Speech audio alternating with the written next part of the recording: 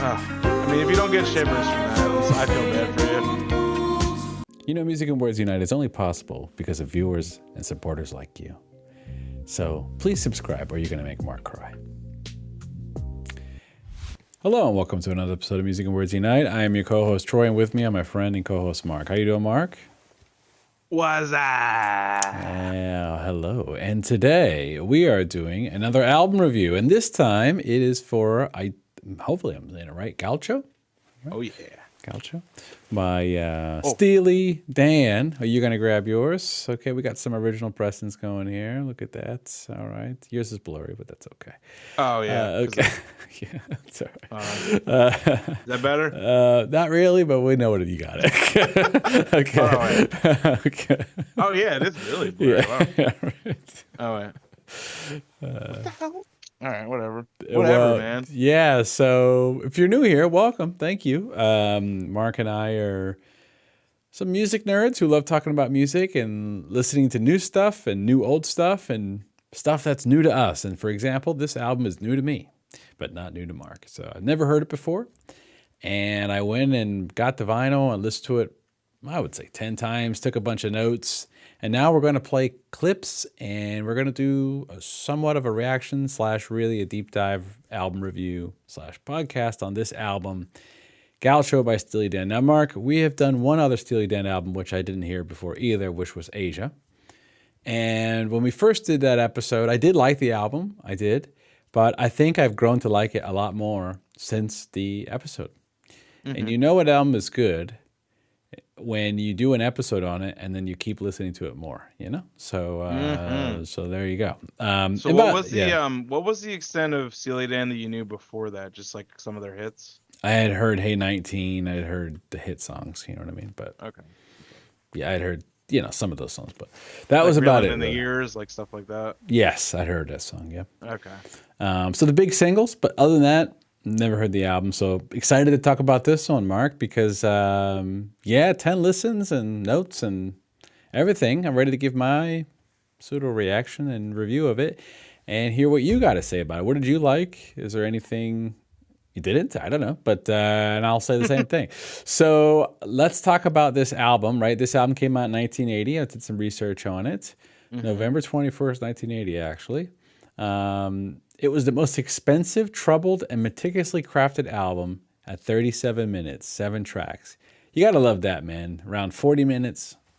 It's the way it should be, you know? I mean, from time to time, I like a longer album, right? Concept album, stuff like that. But, man, these kind of 37, 40-minute albums are just perfect for just sitting, one sitting, repeat listens in one sitting sometimes, you know? So it was actually named the best album of 1980 by the New York Times over the Talking Heads' Remain in Light album and Joy Division's Closer, which Joy Division is a group I like to listen to be honest. That's kind of a stretch, but I mean, they're definitely in conversation. All right. I don't know if this is better than those. Okay, well, maybe we should do those too as well, I guess, on the channel. Absolutely. We'll rank them, and we can see which ones we think are the best. Sure. That sounds like a fun thing to do. All right, so the first track is Babylon Sisters, and I'm going to play a clip from, it's a little bit of a longer song. I'm going to play a clip from kind of in the middle of it here. Here we go.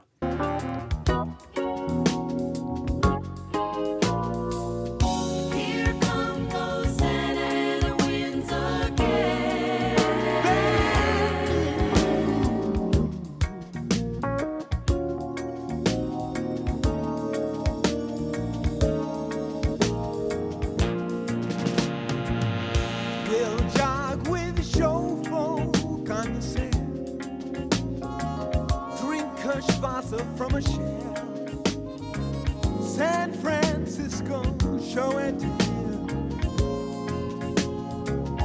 Well, I should know by now that it's just a spasm, like a Sunday in TJ, that it's cheap but it's not free, that I'm not what I used to be, and that love's not a game. Babylon sister, shake it, shake it.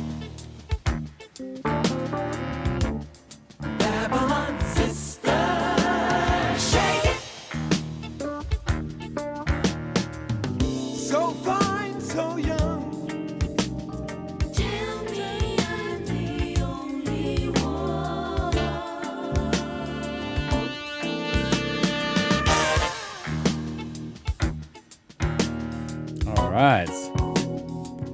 So that was a clip from Babylon Sisters. All right. So my thoughts when I first put this record on. I said, this is one of the best records I've ever heard as far as the way it sounds. That was the first, it jumped out of the speakers. If you don't know, I just made a listening room for myself in the basement. I got some good speakers, put acoustic tiles up, got it treated, the whole thing. And I put the record on and I was like, man, this puts a lot of other records I've been listening to shame as far as the quality. You know what it puts to shame actually is newer music.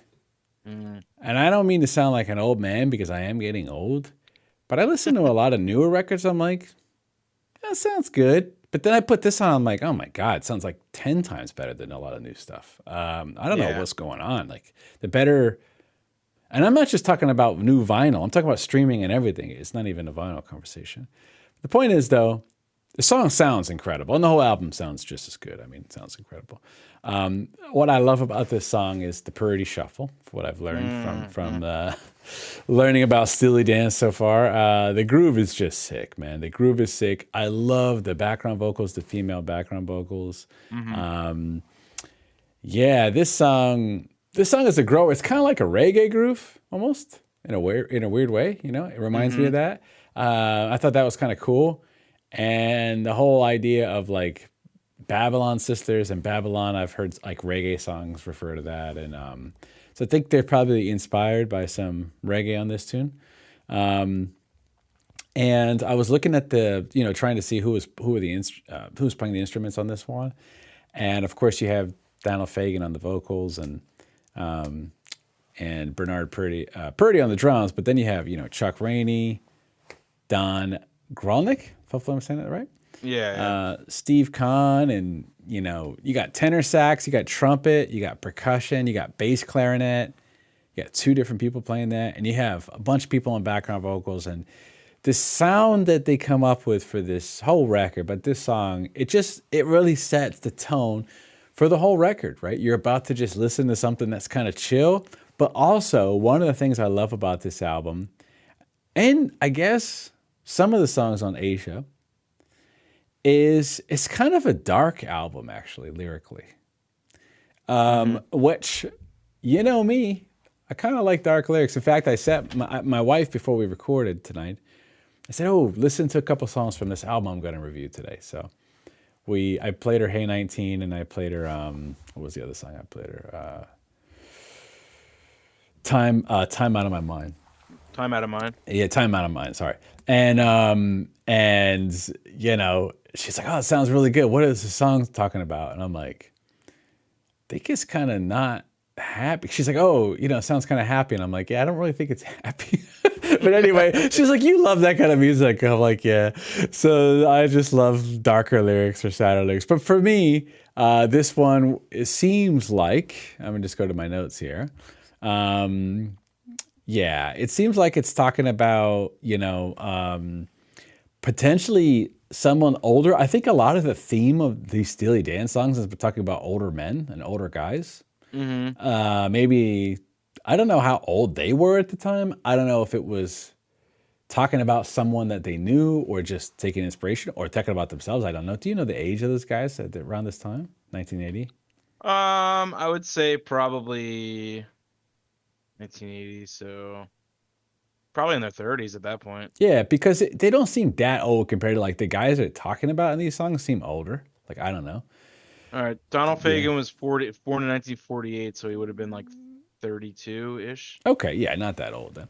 Yeah. So yeah, I mean, maybe it's not self-autobiographical and something. Maybe it's just talking about people they've seen or making it up as a story. But the point is, though, this seems to be talking about like an older guy and kind of engaged in this LA lifestyle with younger women and potentially prostitutes.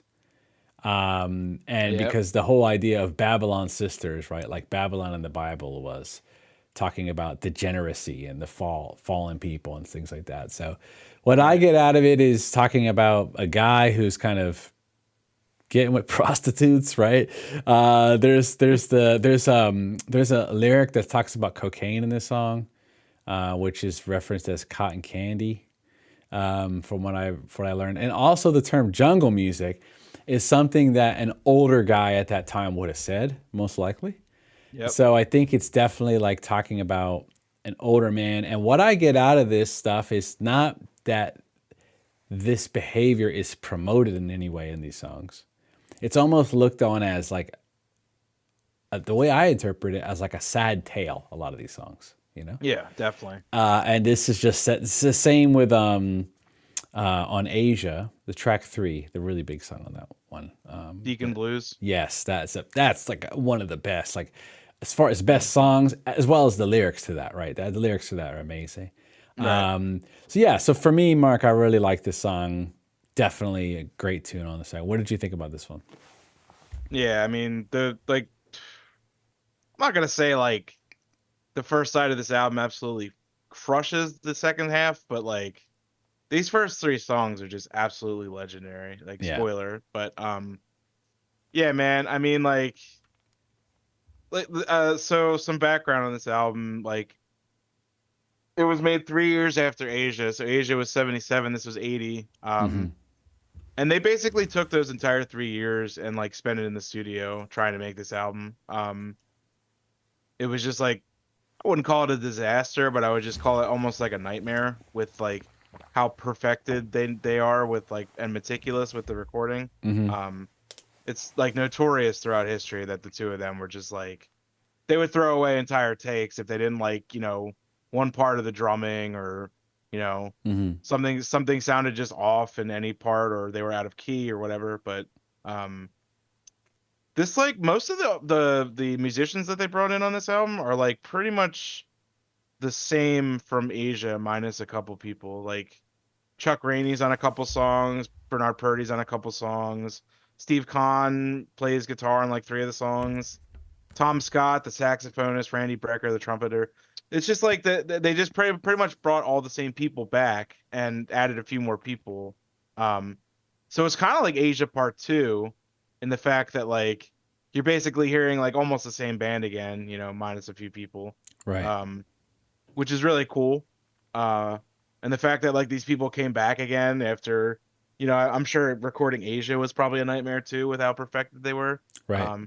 But all these guys were like, yeah, we'll come back and do it again. So, but this song particularly is just, I love, like you said, like the groove is incredible. Like the Purdy shuffle is just so good on it. And, listening to this album for years and never really like read the lyrics too much into it. But after we did this and I listened to it a few times and read the lyrics, yeah, it really does seem to me about like, it seems like it's about an older guy who's just like, just kind of like wants to get like a prostitute, really. I mean, especially like that with like the couple outro lines, like you got to shake it, baby, like I think watching this like potential I don't know. It's just like their lyrics are so tongue in cheek where it's like to the point of ambiguity where you don't even know. Like, this could be about a prostitute. This could be about a guy hanging out with just like younger girls. It could be, I don't know. It could be a lot of different things. But musically wise, I mean, oh my God, everything about this is just fantastic. Oh yeah, I was saying, I guess the last thing I'll say about this one, about the lyrics, is I definitely think it's about a prostitute, but I think it's talking about an older guy, not in his 30s, probably more like maybe in his 50s or 60s. What it seems like to me, and if you're still having to get prostitutes and doing drugs at that age, like maybe it's not a fun thing anymore. You know what I mean? Right. Like yeah. maybe it's like, I don't know. Maybe it is. Maybe it is. I don't know. I guess it depends on the person. But it does seem like it doesn't seem like it's coming from a happy place when I read the lyrics. That's all I can tell you. So yeah. Okay. So that's anything else about this one? I love the clavinet in this song, and I love the flugelhorn in this song. I don't know if you picked that up, but Yeah. Oh yeah. It's awesome, man. It's great. Yeah. The next one, you probably have heard before, but if you don't know this album and you don't know Steely Dan, maybe you haven't heard it. So here is Hey 19. Let me back that up because you got to hear that intro. Okay, let's see.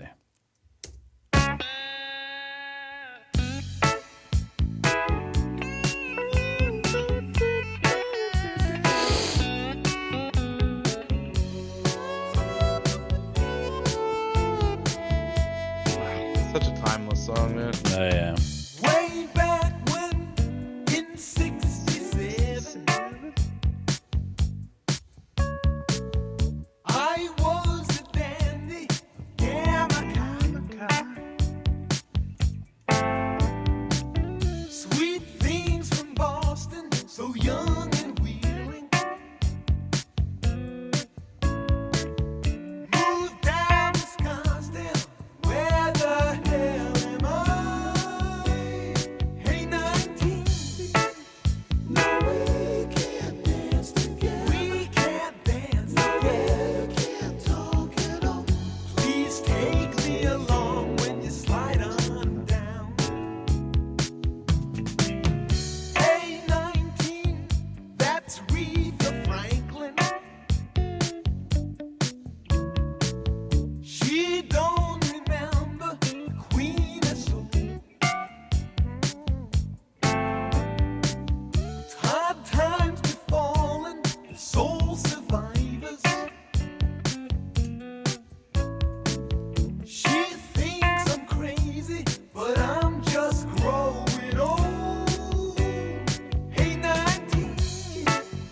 No, we got nothing in common. We can't dance together. Can't talk at all. Please take me along when you slide on down.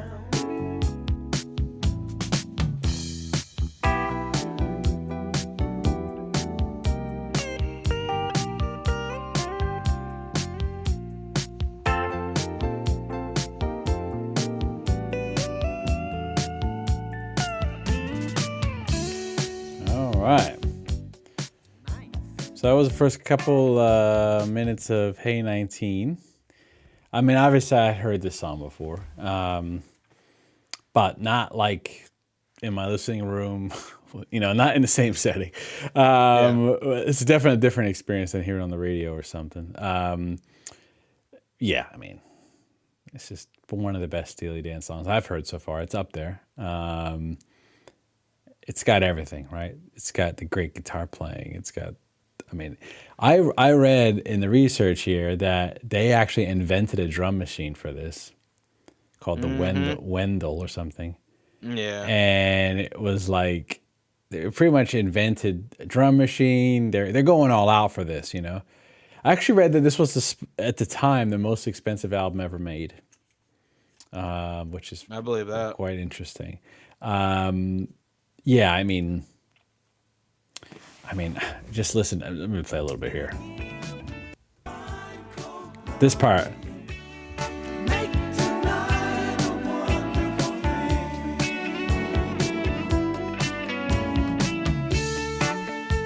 Cuervo Gold.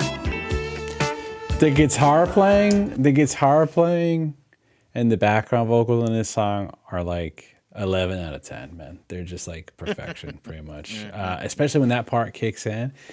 And let's talk about the lyrics, man, because, I think it sounds very good lyrically. It seems like it's talking again about another older man who's trying to pick up a lady at the bar or a club or somewhere. I don't know. And she's only 19 years old and they don't have anything in common. And maybe he's realizing, damn, like, I'm old. That's what I get out of this, right? That's kind of what it seems like to me. Like, there's like a realization through the lyrics in this song, Like, damn, she doesn't even know who Aretha Franklin is. Like, and then he talks about getting drunk and potentially doing drugs at the end. Because he talks about the Cuervo Gold, right? And then isn't there a lyric that says like the fine Colombian? Yeah. I don't know if marijuana. If he's talking about marijuana or if he's talking about cocaine. Cocaine. Yeah. I mean, it could be either, really. So maybe like he says makes tonight a beautiful thing. I'm thinking like this girl doesn't want to. See, it reads like the girl doesn't want to get with him. It's just not going to happen. So he's gonna get drunk and do drugs. That's how I interpret the song. I think it's kind of like he's disappointed, so he's like, I'm just gonna get drunk and high, and then I'll be fine. Yeah, that's what it seems like. It's kind of a depressing. Yeah, it's exactly what it is. But the music kind of sounds happy, you know, which I love that. You know, I love that. Yeah. So for me, this is a 10 out of 10. This is, you know, what do you Oh, think yeah. about this one? I mean, what do I think about this one? Yeah. I mean, this is definitely a top 10 Steely Dan song. Top 5, maybe. Mm-hmm. Teetering. Okay. Um, yeah, it's got everything, man. Like, it's got the cheeky lyrics. It's got just like the great like bass line guitar. Like, Hugh McCracken's guitar in this song is great. Steve Gadd plays percussion. He did a Mm-hmm. couple songs on Asia. Great Okay. drummer. Yeah, like the lyrics are great. I mean, that whole ending, like the Cuervo go, like that Yeah. part is just like, and when he goes singing again. Ah, dude, it's so good, man. I mean, this is like classic Steely Dan. I think this is like of their big like hits, Mm-hmm. and that's like including like Deacon Blues and like Reeling in the Years, Do It Again. This might be my favorite, man. I Oh, don't know. wow. It's so timeless. It's just this and Deacon Blues are like my two favorites, but like, dude, it's just so good, man. Every time it comes on and I hear that opening note, that the like Oh, the yeah. bend, Yeah, I'm it's just like, sick, oh dude. my God, here we go. I'm just so good, man. It's classic. I don't even need to sit here and talk about it. Just go listen to it. It's just so good. Yeah. So, Hey 19, you've probably heard it, though. The next song is Glamour. Is it? Glamour Profession. Yeah, it's cut off here. Okay. Yeah, why Glamour is it cut Profession. off? That's weird.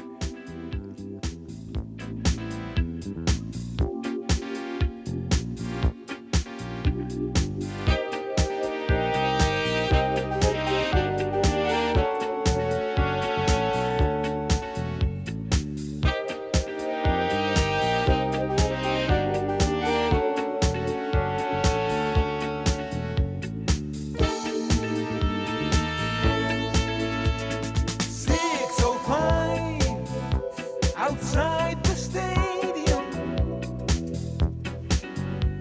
special delivery for Hoops McCann. Fruit and charisma, hard from the shadow where he stood, looking good. He's a crowd pleaser man. One-on-one, he's schoolyard Superman. Crashing the backboard, he's jungle Jim again. When it's all over, we'll make some calls from my car. We're a star. It's a glamour profession. The LA concession. Local boys will spend a quarter just to shine the silver bowl. Living hard will take its toll. Illegal fun. Illegal fun under the sun, boys. All aboard the Carib Cannibal. That was a couple minutes, but I want to see if I can get this part here. Cover it later. This part. Local boy, spend a quarter just to shine the silver bowl. Living hard will take its toll. Illegal fun under the sun, boy. Illegal fun under All right. So that was some clips from Glamour Professional by Steely Dan. What did I think of this song? You know, this is a good song too. Spoiler, I think all the songs on this album are good. Obviously, some are better than others. Like any album, really. This song is a good one, right? Coming off of Hey 19. It's an interesting... I mean, Hey 19 is like a 10 out of 10, so... For me, though, this is a nice groover. Like, you come off of the high of the huge single, Hey 19, right? And you go right on the album to a nice, like, kind of more of a disco-style groove song. which I liked. I thought it was good. I mean, of course the instrumentation is always great, and lyrically, it's another song kind of about drugs, or not kind of, definitely about drugs. Mm-hmm. Seemed like it's from the perspective of a drug dealer in Yep. this song, and also, dealing drugs to basketball players at the beginning and some other people. So yeah, I think for me, Mark, this was I don't have as much to say about this one in particular, but I did like it, man. It's another good song. What do you think about this one? This is one of my favorite Steely Dan songs. Oh wow, okay, did not expect that, but tell me more. Tell me why. Tell us why. I don't know, man. It's a lot of different things. Just like how it's grooving the whole time and it has like the synth in the background. Yeah. And then just like the pre-chorus is just so good. Like the local boys will spend a quarter Mm-hmm. just to get the silver bullet. Mm-hmm. Yeah, it's just like I don't know, man. It's just like so melodic and awesome, and it's got a great bass groove of the very late Anthony Jackson who passed away last year. Sorry. Very prolific bassist. He's on so many albums. Yeah, man. You didn't play it. My favorite part of the song is when like the backup singers are like, Hollywood, I know You got a you're timestamp? mad." I'll play it. Hold on. Okay. Play it in a second. All right.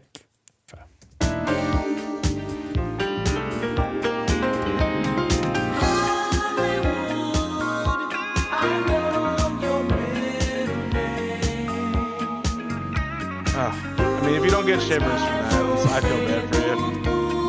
That's my claim to fame. Jive Miguel. He's Yeah, I mean, it's just a lot of things, man. Like, I love the narrative in this song, how it tells the story. Mm-hmm. I mean, most of their songs do, but this one, meeting at like a dumpling place after you just like unloaded a bunch of drugs. Like, Right. the one line, like taking a trip to Bogota just for the or no. Oh, off to Barbados just for the ride. Such a great line. I don't know what it is that like puts this above other songs. Maybe the fact also that it's like 7 minutes long too, and it has that like awesome instrumental outro part with like Steve Kahn's guitar. That, let me say, just sounds amazing on this song, on the whole album. Oh yeah, Um, yeah. And like the production on every song, including this one, is just so good. The backing vocals are great. I don't know. I've grown to just really love this song over the years, and it's one of my favorites. So, Yeah, I played that part. oh yeah.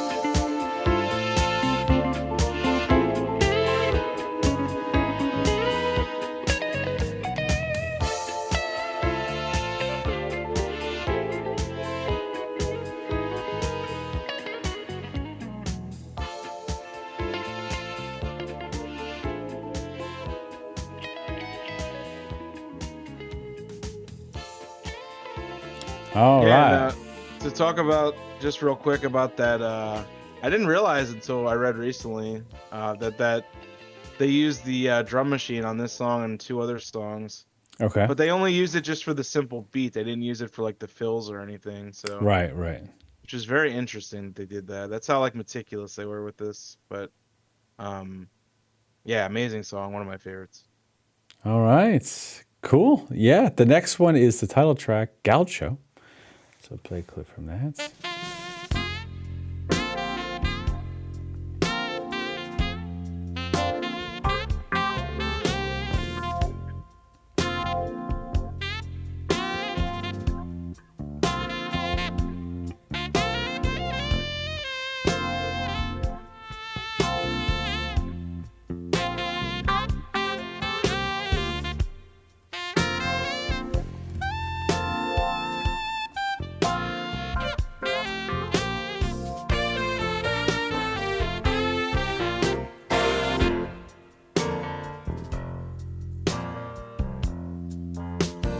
Just when I say, boy, we can't miss, you are golden, then you do this. You say this guy is so cool, snapping his fingers like a fool. One more expensive kiss off, who do you think I am? Lord, I know you're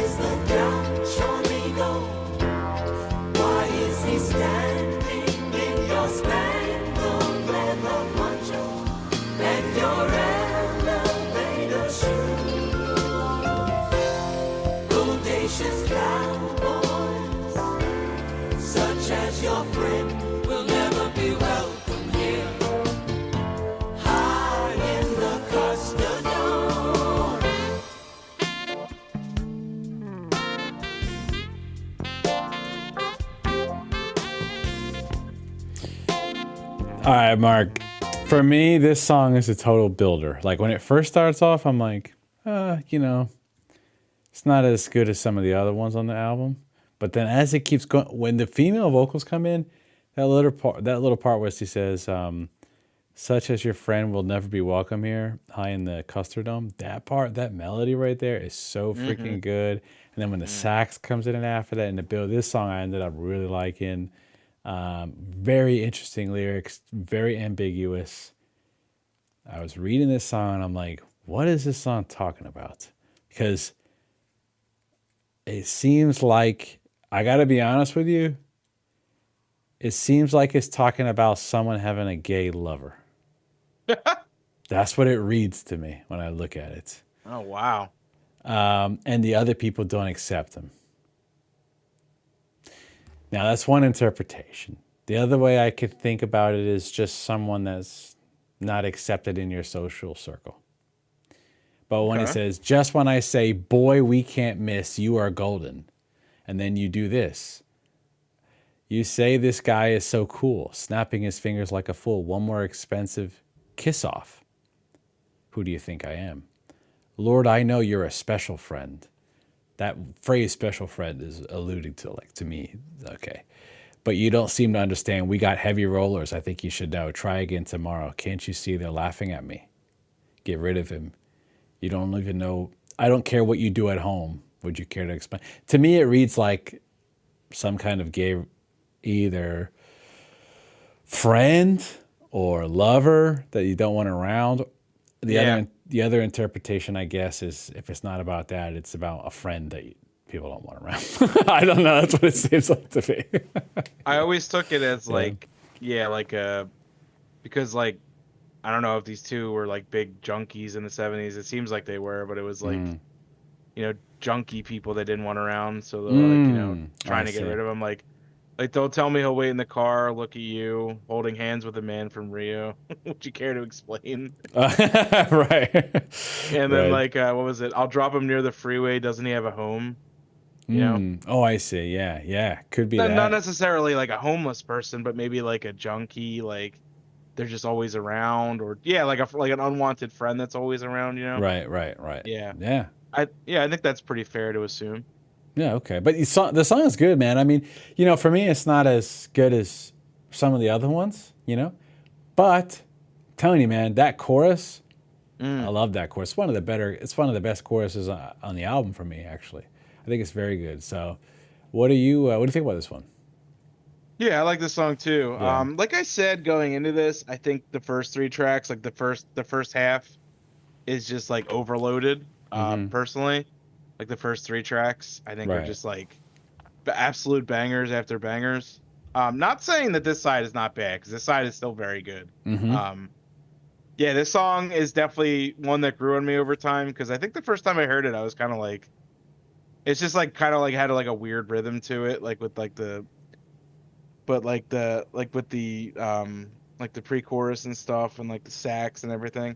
But I love that like the the line like with the backup singers where it's like the elevator shoes and the spangled poncho or whatever. Yeah. It just gets a really funny like image in your head when you hear that. Who is the Gaucho amigo? Why is he standing in your spangled leather poncho and your elevator shoes? Right. Yeah, so I like this is like you said, it's a grower as a song, and it grew on me over time too, and I really like it a lot. The chorus is great, and it's got a nice a nice groove to it too, and yeah, I like it. It's great. And little story behind this, guy named Keith Jarrett, who I don't know, did he play on any of their albums? I don't know if he played on any of their albums, but he actually sued them for this song because it sounds a lot like his one song, which is called, I'll tell you in 1 second. Long as You Know You're Living Yours, which I actually didn't even listen to, but they said it was enough to where he warranted a songwriting credit. So Okay. yeah, so All very right. interesting. All right. Awesome. The next song is Time Out of Mind.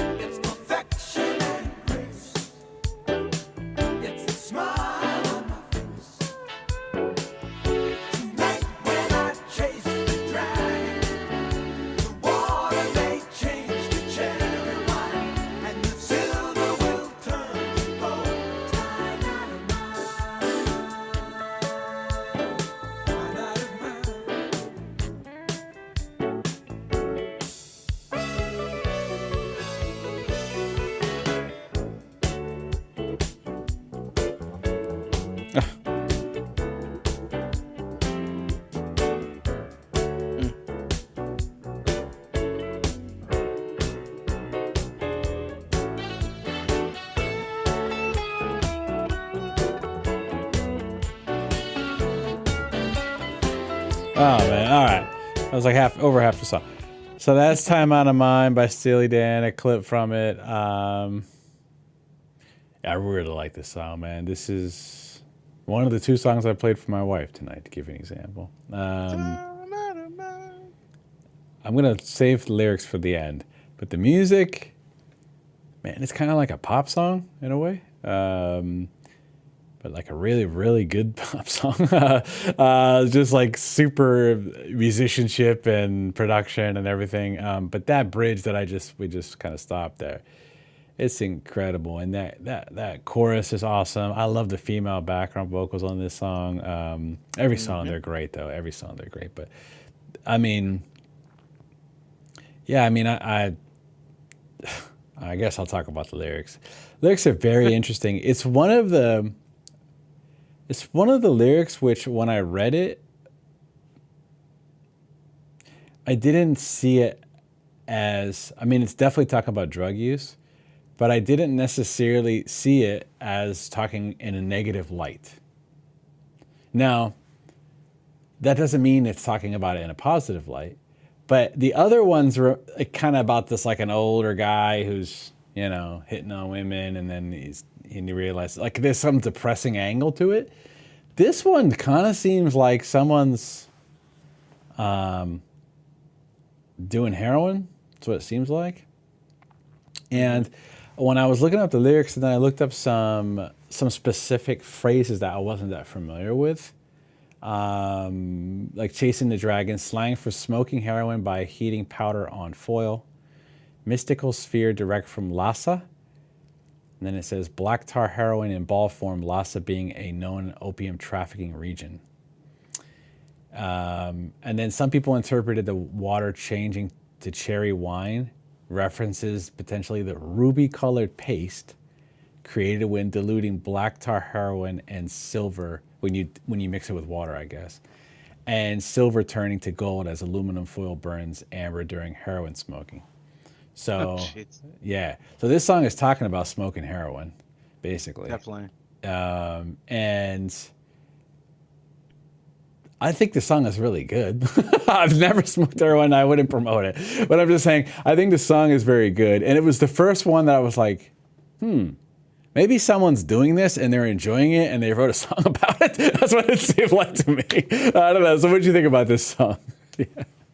Yeah, so the line that I'm holding the mystical sphere, it's direct from Lhasa. Lhasa is where the Dalai Lama's former residence was. So I guess it's kind of like, he's having like a religious awakening while he's doing heroin, basically. Okay. Yeah, I mean, as soon as I read the lyric tonight, when I chased the dragon, that's like the classic like heroin term, because you're high as shit, you hallucinate, you try to get something, it's not there. I don't have to explain it to you, but right. Yeah, and I've read some like fan interpretations and stuff, and most of the general consensus is that this is just about doing heroin, possibly for the first time. Now I don't know if that's necessarily true, but yeah, it seems like they like really like drugs around this time and like really wanted to sing about it a lot. Right. Yeah, this song is awesome. Infectious groove, completely infectious groove.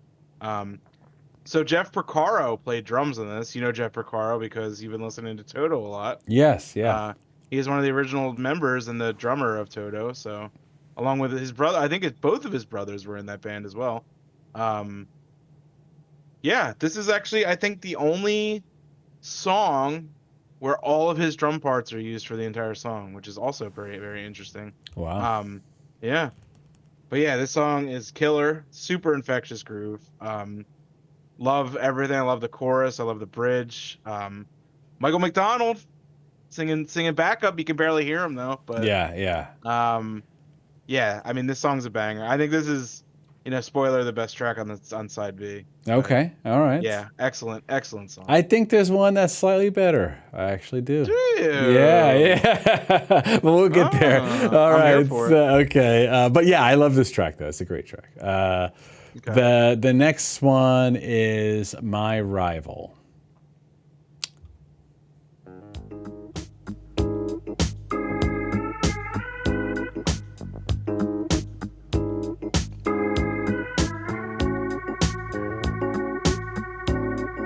There's a drum machine. Something like that.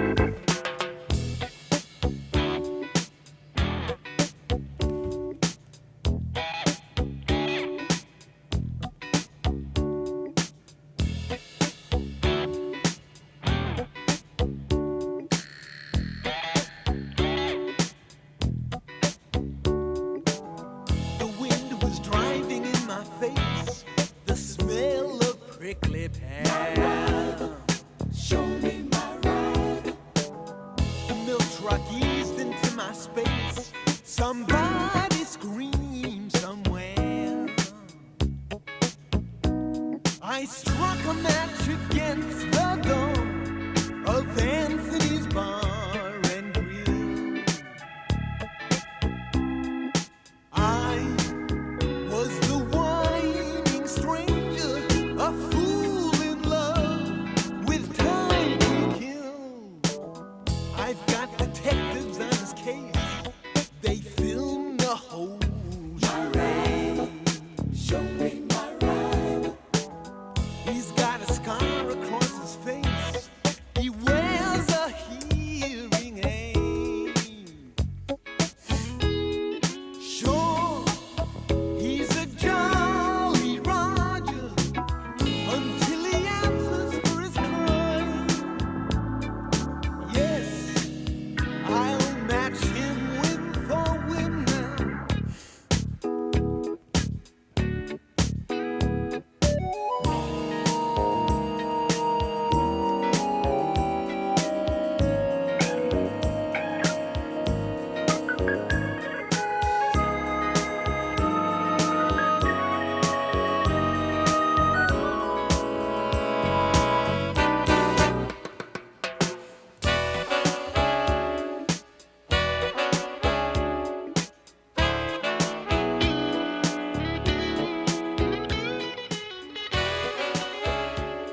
All right. So that was a big clip from My Rival. Again, let me state, I like every song on this album. I think this is probably my least favorite on the album, Okay. but it is good. The groove is great, you know. I love the organ in this song. It's very interesting organ throughout. Especially the opening organ is very interesting, and then it kind of the background organ we were just hearing is great, and of course the guitar work is great. I love the horns there. There's a lot to love about this song. The lyrics are kind of quirky, which I don't mind. I'm going to read some of these. The wind was driving in my face. The smell of prickly pear. The milk truck eased into my space. Somebody screamed somewhere. I struck a match against the door of Anthony's Bar and Grill. I was the whining stranger, a fool in love with time to kill. I've got detectives on the case. They filmed the whole charade. He's got a scar across his face. He wears a hearing aid. So it looks like this guy has hired a private detective to track it, to follow his wife, maybe, or something. Could be. And it looks like she's cheating on him. That's what he suspects. So it's like it's what he's like. Where's my rival? You know, I'm going to go get him until he answers for his crime. That's what she's saying. Maybe crime being, you know, getting involved with a married woman. I don't know. That's what it seems like to me. But the point is, though, it's a good one. Probably my least favorite on the album, but pretty good. What did you think about this one, Mark? Yeah, it's a slower jam, but it's still really good. I love the part in the chorus when that like keyboard kicks in. Yes. It's like so unexpected, but it's just like it sounds so good, man. Yeah, it does. Yeah, for sure. Yeah. Yeah. I think I probably agree with you. I mean, I like every song on this album, but this might be the weakest track, or I don't know. It's tough, really. But it's got a great like groove, like all the other songs. I don't know if you know who Rick Derringer is, but he plays guitar on this. Okay, I don't. Oh, I also forgot to mention on Time Out of Mind, Mark Knopfler plays a guitar solo on that. Oh, okay, that's awesome. All right. Yeah, which I didn't know until recently when I read that, which is very cool. So did you say you don't know who Rick Derringer is? I don't. Have you ever heard the song Rock and Roll Hoochie Coo before? Yes. That's Rick Derringer. Oh, okay. Right. Yeah. Okay, I just didn't know his name.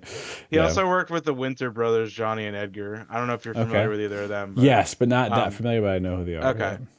Yeah, so just a little tidbit for you. All right. Yeah, I don't really have much to say about this song. Yeah. I do like it. Like, Mhm. I think this album as a whole is fantastic. I don't think any track's skippable by any means, but I think personally the B side of Asia is stronger than the B side of Gaucho. That's my personal opinion. Mhm.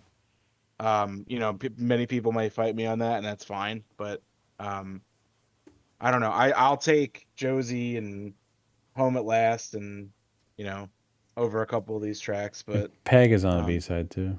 Peg, yeah, Yeah. exactly. So Yeah. um, that's not to say I don't like this track. I'm just saying it's just a bit stronger. But you know what? Over time, that may change, because I love this album. This used to be my least favorite Steely Dan album, and I mean, over Really? time it is just yeah, Okay. yeah. I used to be a big like Can't Buy or not Can't what is it? Countdown to Ecstasy or Countdown to Can't Buy a Thrill, Countdown to Ecstasy. There, Mm. Jesus Lord. Right. Um, and like Pretzel Logic and Katie Lead or Katie Lied, however you say it. I Yeah. used to really dig on those albums because they were kind of more like jazzy and like pop and almost like more rock sided than jazzy. As I feel like they got more jazzy as they went along. Mhm. But like the Royal Scam, Asia, and Gaucho, I think is one of the best 3 album runs like in any rock band ever, and I'll Okay. die on that hill. All So, right.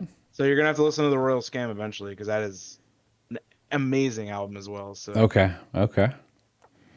All right. Will do. So the last track on the album, let me get to that real quick, is Third World Man. mhm. We're gonna skip a little bit of this one. Back it up.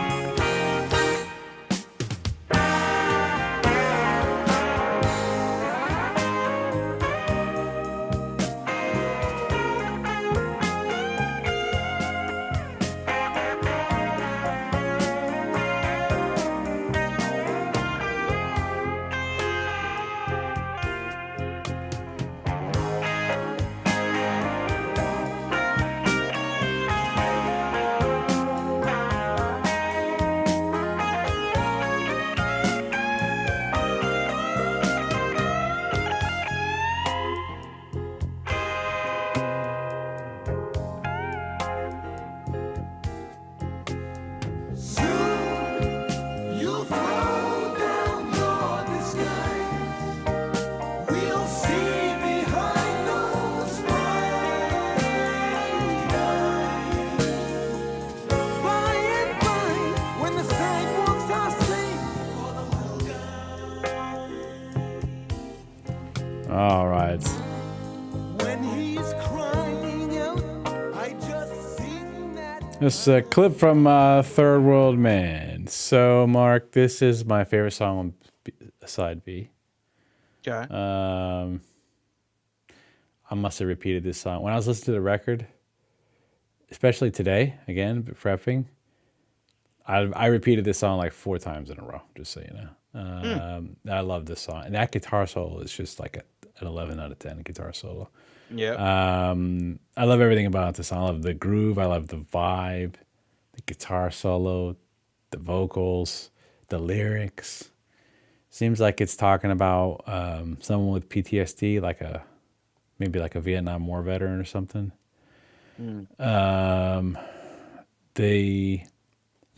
It's much more like not campy or not talking about an old guy doing hooking up with prostitutes or doing drugs or whatever, you know. It's much more like real lyrically than a lot of the other songs. Not that the other songs aren't real, because those are real things, don't get me wrong. But I mean real in the sense of like, you know, someone doing drugs and doing all that and prostitutes, that's like self-inflicted wounds, you know. But Yeah. like a Vietnam War veteran, that's somebody who obviously fought for the country, was pretty much, I mean, let's be honest, deceived about or just send into something they probably didn't want to do or whatever, right? I mean, if there's any Vietnam War veterans, respect, of course, and I'm saying because I really empathize with those individuals. I have no idea what that would actually be like, to be fair. But trying to put myself in their shoes and coming back with PTSD, coming back with your whole world kind of shaken up, And now it's not your world anymore. It's a third world. It's something like they probably struggle every time they hear fireworks, like the song is talking about, Mm-hmm. They probably get flashbacks. They get PT, you know what I mean? They probably can't function, some people, properly. And all for doing what? All for doing what the country asked them to do, and going over and fighting in Vietnam. Like, it's just wild how life works, how politics work. But I think this song is a great representation of that person's maybe experience. Plus, the music is just awesome, man. The music is just a 10 out of 10. So, what did you think about this song? Yeah, it's a very like it doesn't really match the rest of the album. It's like a very solemn song, Like Yeah. most of the songs on this album are upbeat, but they have like pretty melancholy lyrics or whatever. But this song is just like pretty, somber sounding from the get-go, which I like, You need a mix in there. Yeah, I think this song is great too. The lyrics do make it seem like it's about like somebody who has like either PTSD or came back from the war and just doesn't recognize it anymore. Mm-hmm. And that's very thought-provoking and depressing, but at the same time it's very interesting. Mm-hmm. If that makes any sense. Yeah. Yeah, music-wise, I mean the guitar solo is great. The great Larry Carlton, who has played on a bunch of Steely Dan songs. Joe Sample plays piano in the song. Yeah, it's just a really good song. Steve Gadd, I mean, he's got an all-star lineup, so not surprising. Yeah, it's a great song, great way to close the album. One thing I do want to mention is the original song that was supposed to be the last on the album was a song called "The Second Arrangement." Mm. And when they were like, starting to like remix the album and put it together, it accidentally three quarters of it got deleted. Okay. So they like attempted to re-record it, but like they couldn't do it. So they kind of they used, this is a track that was recorded during the what is it, the Royal Scam sessions like 4 years earlier. Mm. I guess they kind of did it because they didn't have time to try to redo it. Mm-hmm. So the second arrangement is like a lost song, and I think people have like kind of reconstructed it because they played it live before. Oh, I see. So I've listened to it, and the song actually sounds awesome. So Mm-hmm. it's sad to think that like that could have been another song on here, but it's like gone forever. So Right. just wanted to Yeah. put that out there too. I thought that was Sure. pretty cool. I didn't know that until like a couple days ago. So Okay.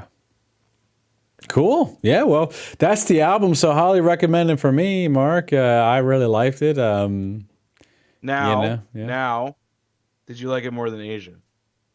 Gonna have to go back and listen to Asia to be honest with you, but let me think about that question. Okay. I think overall, Asia's probably stronger as far as I think every song on Asia is better than My Rival. I'll give you an example. Okay. So as an album, it's probably stronger. But there are songs on this album that I like more than some of the songs on it, Asia, and vice versa. To me, it's pretty close, I would say. Yeah. It's pretty close. Fair.